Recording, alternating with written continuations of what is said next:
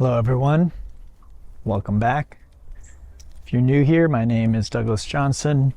I am a yoga teacher, ordained minister, and kirtan chanting artist. If you're interested in spirituality, things of that nature, and you're in the right place, please subscribe.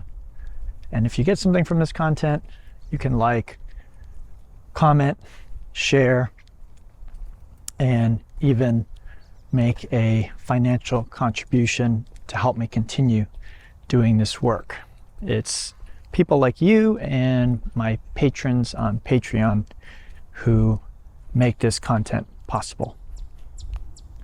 So today I wanted to speak a little bit about inspired action. And one way to know if your action is coming from spirit rather than ego.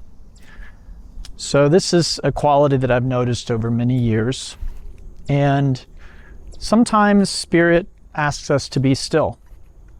So I don't want you to think that you always need to be acting in the world or productive or anything of that nature. In my experience, there are times when spirit asks us to be still and to be quiet and not to produce anything from an outward perspective. If you read into the experience of saints and sages, people who have gone very deep into themselves, into the nature of reality, into spirituality, what you find is many of them have sometimes years or decades of inactivity, or maybe they go into silence for a long period of time. So this is not uncommon. And again, from the ego's perspective, it's like, what are you doing? You're not producing anything. You're not being of value. You're just sitting and meditating. You're being quiet. That's not good. So I just want to make this clear, because at a certain phase or stage in your spiritual development, you might find that you are not moved. The only thing that would move you would be your ego. And I think very often this is in initial phases of separating from ego. If you've been very motivated and productive, and you're doing that from ego motivation, ego energy, then you may not have a choice but to be still, to let that energy sort of fall away, die away, to really trust and have faith in spirit to carry you through that period. And then once you're through that, you might find that there is a different kind of motivation there. That motivation I call love. Another name I might give to it is inspired action. But it's really just love trying to express itself. It is love moving outward into manifestation, into expression, you might say. And that ultimately is what we really are. It's just pure love. And love wants to express itself. And so it can express itself in many ways, but as human beings, one of the ways it expresses itself is through our action, through form, right? Creating something, or telling someone something, or doing something. So this is just very natural. This is just sort of what love does for whatever reason. This is how it operates. So I'm simplifying things here, but basically we can think of two forms of motivation. Ego motivation, which comes from a lack of faith, from a feeling of lack. I don't have. In order for me to have, I have to get. And so how do I get things? Well, I produce something of value, or I show my value, or I do something, right? So the action is coming from, if I don't do this, then I lack that kind of a mentality or that kind of thinking. So this is where most of the world is living, and this is what you're going to hear from a standard narrative, standard perspective. This isn't what I teach at all. So again, we don't need a spiritual teacher to tell us what we quote unquote already know. So we all know, right, on a logical, rational basis that I need to go out and produce something of value or else I'm going to starve to death and people won't love me or care about me. This is what the ego knows. This is what we consider common wisdom, right? This is what most of us just accept as truth. So again, we don't need spirituality to teach us that. If you look at the Bible, if you look at the Bhagavad Gita, if you look at any great spiritual text, it's pointing to a deeper truth that actually transcends what our senses and what common sense tells us. So this is what spirituality is for. This is what I'm here to share with you. So the other way of being motivated is what I call, so there's ego motivation, and then there is being inspired, which means in spirit. So spirit is what I'm using here to talk about that divine spark, that divine love that wants to express itself. So it just moves, we feel inspired to do something, to share something.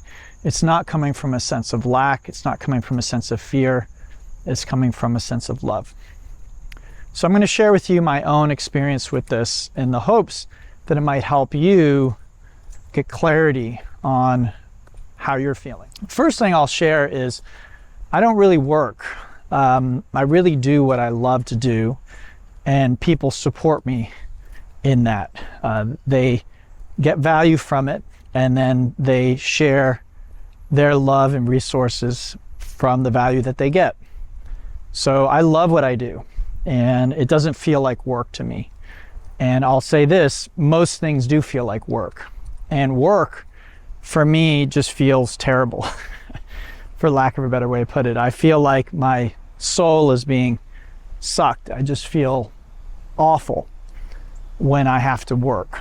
And this doesn't mean that with what I do, I'm always doing something I like. There are aspects of what I do that maybe I would prefer not to do, or whatever it might be, but it's hard to describe, but there's just a different quality to doing quote unquote work that is inspired work. And one of the big tests that I wanted to share with you today was how you feel in terms of being tired. So when I started teaching professionally, I very quickly got very, very busy. And I kept thinking, well, I don't think I can do more than this. And then I would get more work and I would get busier. And other yoga teachers would hear about how much I was teaching, and they would actually have a very negative reaction because they felt like, well, I don't ever want to do that. That's terrible. That's awful. But that was their own projection. My experience of it was I'd never been happier in my life. I was teaching at one point 25 classes a week, which if you don't teach yoga, that might not mean much to you, but if you do teach yoga, you know that that's probably over double of what most teachers, professional teachers, teach. And I was doing that every single week. I was also having workshops and trainings and other things that I was doing at the same time. So how was I doing that? Well, I was teaching 7 days a week. I didn't really have a social life outside of going out with usually students who are friends of mine after class. We would just hang out and get something to eat and talk. So that was basically my life, teaching 7 days a week. I didn't have a day off, a full day off. I would rest between classes, and that was just my life. And again, if I look back, that was one of the most fulfilling and happiest times of my life. So again, any person looking in from the outside would say, oh my gosh, I never want to do that. That's terrible. That's awful. And this is a side point. This isn't the main point I wanted to make today, but this is what we have to understand about spirituality. We can't really judge from the outside, and that's what can make it so tough, is in a very real sense, you're really relying on the testimony of people's own experience, because it's inwardly how we experience something, not outwardly how it looks. So to your average yoga teacher, what I was going through was hell on earth. And indeed, it might be if that were ego motivation, or if it was coming from fear. But it was coming from love. Love was asking me to do this, to surrender in that way. And I was more than happy to do that. And I was filled up in the best way. But I want to explore the other side of it. So I was filled up, but I was also completely used up. And this is really the theme, or what I want to explore in today's talk. When the ego motivates us, we often find we get to a point of exhaustion. We feel exhausted, we feel tired, we feel stressed out and depleted in a bad way. When spirit motivates us and we are doing inspired action, my experience is that we can end the day or the week or a project. Like I used to teach retreats, do a lot of retreats, and I'd come back from a retreat, or I would finish a week of teaching 20, 25 classes, and I would feel completely used up, is the word I'll use. I would feel tired in the best way. I would feel that I had given every ounce of love and effort that I could to myself, in a sense, to the world, which is just an expression of myself. I just was completely used up in the best way. It felt amazing.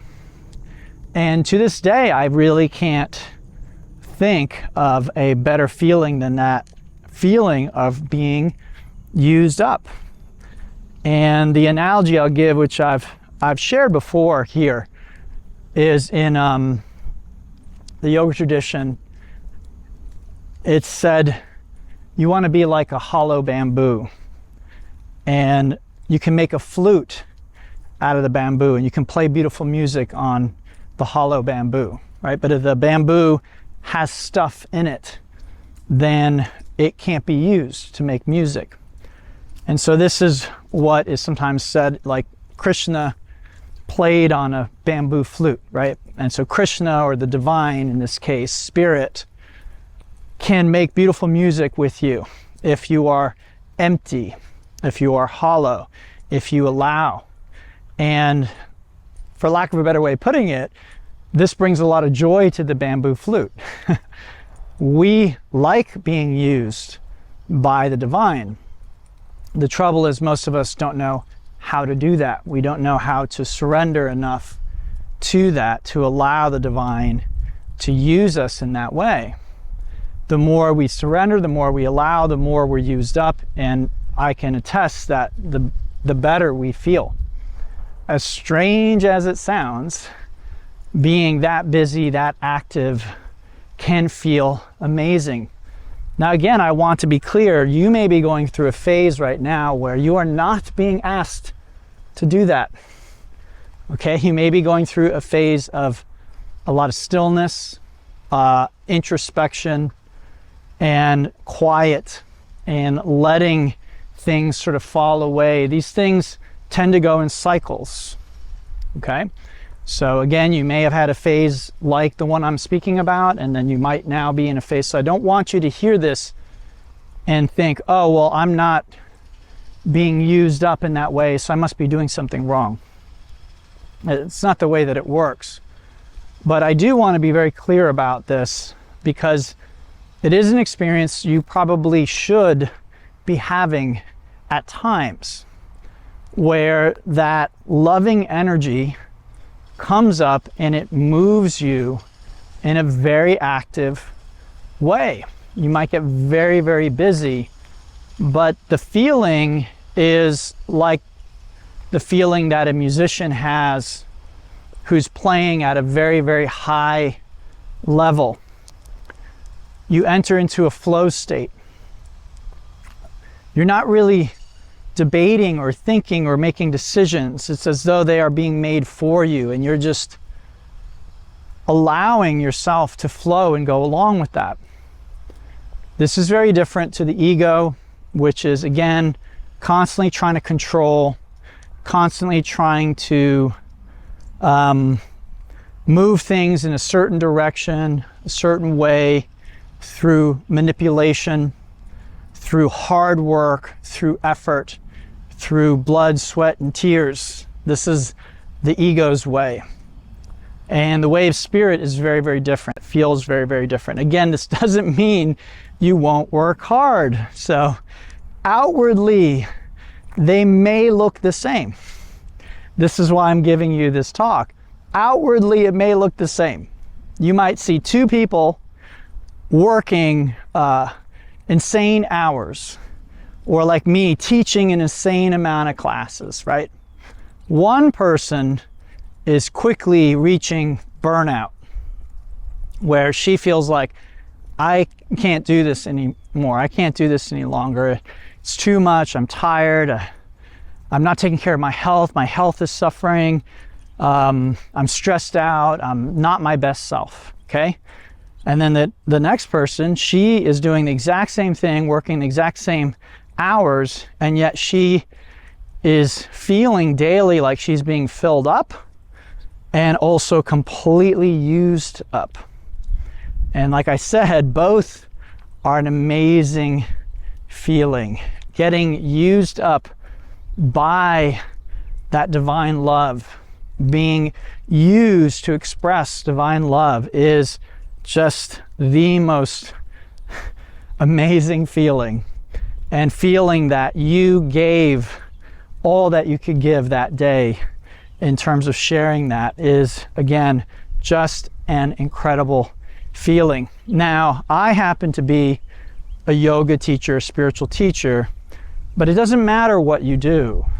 You can do this in IT. You can do this as a father or a mother, staying at home. You can do this homeschooling your children. You can do this in any job, profession, with no job or profession. Okay? So again, don't think that this is specific to me. This just is my path and I'm sharing it with you, but the way this manifests and expresses in your life will no doubtedly be different than it is in mine. But I did want to share this with you because I think it's a really important point. We might think, otherwise we might think if we get really busy, if we allow ourselves to get very active, that might take us away from our spirituality. It might take us away from staying connected. We might get exhausted. We might get tired. So we might try and resist those waves of activity that can come. For me, again, it lasted many, many years. It was a whole phase or stage of my life. And it passed. Okay, so it came, it was there for a while, and then it passed, and then there was a period of a lot of stillness recently. Now it feels actually like possibly another wave is coming. I don't know. I don't want to predict. We'll just have to see. But I did want to share it with you because, again, if we connect with spirit initially through being still, through being quiet, through meditation, then we may resist or think that there is some danger of losing that when we feel the impulse to begin moving. And again, I said there are two ways that this tends to happen. Inspiration, which comes from within you, and then invitation, which comes from without. Both are really worth paying attention to. Okay, so inspired action, sometimes the world doesn't know that something new needs to come, and you have the inspiration to bring that, to manifest that. Well, the way the world is you will likely need to work against a lot of resistance. to change to something new. And again, if it's inspired, that work will feel good, generally speaking. You won't feel exhausted or tired or like you're doing some kind of chore, okay? And then sometimes it's the case that we don't really feel or know that something is supposed to happen, but someone outside of us is the inspiration. They are the voice of the divine calling us forth, and they come and invite us to do something. And we say yes. And even though we may not see it, we may not understand exactly what is happening, we walk through that door, we say yes, we take a chance. And again, I've had the most amazing experiences by doing that, by saying yes, even when I didn't really know why I was being asked to take part in something. But by saying yes, more often than not, again, just the most amazing experiences have happened. So I hope this is of value to you. Again, finishing the day, being really busy, being used up is one of the most satisfying, beautiful, wonderful experiences. When we feel like we are the hollow bamboo flute and the divine is using us to express its love. As this is in opposition to, again, finishing the day stressed out, feeling like, okay, I got my to-do list done, but you know, I paid the price for it. I'm really stressed out, really don't feel very good. My health is suffering. I'm not my best self, right? When you're used up, used by the divine, you finish the day feeling like your best self. You feel like you really gave, okay? And so I hope you'll keep that in mind and look for that experience as you do this work and you walk this path. I think you will also have these kinds of experiences. And again, this is really where we feel so fulfilled. Again, we get filled up by that divine love, and then we get used up by it. It's like being burned completely clean so that there's nothing of you left. You just gave it all that day. You were the fuel for this divine fire, and you just burned up completely by it. Again, if you've never experienced that, it is one of the most delicious, wonderful experiences that a human being can have. All right, everyone, if you enjoyed this, please give it a like, comment, subscribe, share. All those things help spread the teaching. And if you'd like to make a financial contribution, you can do that one time below. You can also follow the links to my Patreon page and become a patron. And that really helps making a monthly contribution. And it doesn't have to be a lot. Anyway, everyone, thank you so much for listening. Till next time, namaste, and have a beautiful, beautiful day.